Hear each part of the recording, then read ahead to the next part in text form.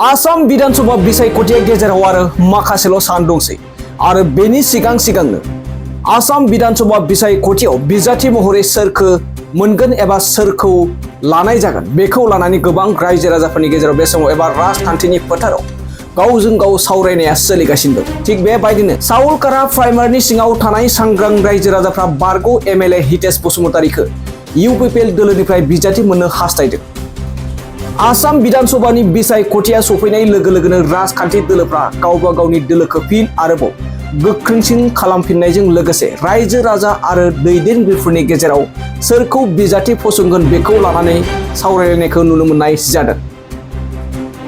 बेबायदिनो फैगौ विधानसभा बिसायख'थिखौ नोजोर बोनानै साउलकारा प्राइमारिनि सिङाव थानाय रायजो राजाफ्रा साफागुरि विधानसभा बियाबनि बारग' एमएलए हितेश बसुमतारीखौ 42 नं बाक्सा विधानसभा बियाबाव इउपिपिएल दोलोनिफ्राय बिजाथि महरै मोननो लुबैनायखौ बे समाव गोबां फोरमायदों एबा हास्थायदों। लोगोसे बिथांमोना फोरमायदों हितेश बसुमतारीखौ बिजाथि होयोब्ला देरहासारनाया इउपिपिएलनिफ्राय रोखा जागोन होननानै बे समाव दाबि देखायनायखौ नुनो मोननाय जादों। আমি এই বছর আমার 2026 সনের যে বিধানসভার নির্বাচন এই নির্বাচনক আমি আমার ৰাইজৰ ফালৰ পৰা যি এটা চিন্তা চৰ্চা হৈছে বা ৰাইজৰ মাজত যি এটা আলোচনা হৈছে সেই আলোচনা মৰ্মে আমি এটা সিদ্ধান্ততে উপনীত হৈছোঁ যে আমাৰ ইউপিপিএল দলৰ কেন্দ্ৰীয় সদস্য হিতেশ বসুমতাৰী ডাঙৰীয়া তেখেতকে আমি আমাৰ ইউপিপিএল দলে এইবাৰ টিকেটটো প্ৰদান কৰি নিৰ্বাচন খেলাৰ কাৰণে আমাৰ ৰাইজৰ লগত সহযোগ কৰিব বুলি আমি আশা কৰিছোঁ।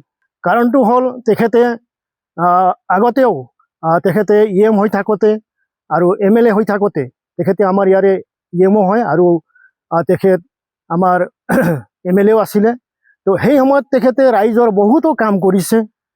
আমাৰ বাক্সা জিলাৰ যি সদৰ কাৰ্যালয় জিলা সদৰ কাৰ্যালয়খন তামোলপুৰলৈ যোৱাৰ এটা চৰ্চা চলিছিলে, কিন্তু সেই সময়ত তেখেতে নিজেই ষ্ট্ৰংভাৱে থিয় হৈ এই আমাৰ বাক্সা জিলাৰ সদৰ কাৰ্যালয়টো আমাৰ মচলপুৰত স্থাপন কৰাৰ ক্ষেত্ৰত তেখেতৰ যি এটা ডাঙৰ অৱদান আমাৰ ৰাইজৰ কাৰণে যি এটা ডাঙৰ অৱদান তেখেতে কৰি থৈ গৈছে, সেইটোৰ কাৰণত আজি অকল সেইটোৱে মাত্ৰ নহয়, তাৰ বাহিৰেও খেতি কৰা ৰাইজ খেতিয়কসকলৰ কাৰণে ডং বান্ধ আদিৰ ক্ষেত্ৰতো তেখেতে দিৰিং বান্ধৰ কাৰণে পাগলদিয়া বান্ধৰ কাৰণে তেখেতে অনুদান দিছে আৰু বহুতো ৰাস্তা ঘাট উন্নয়নৰ কাম তেখেতে কৰি থৈ গৈছে।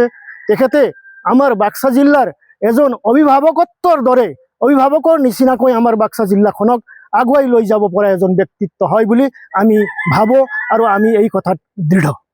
সম্পূৰ্ণ ৰাইজে এতিয়া কথোপকথন আলোচনা বিলোচনা চলিছে।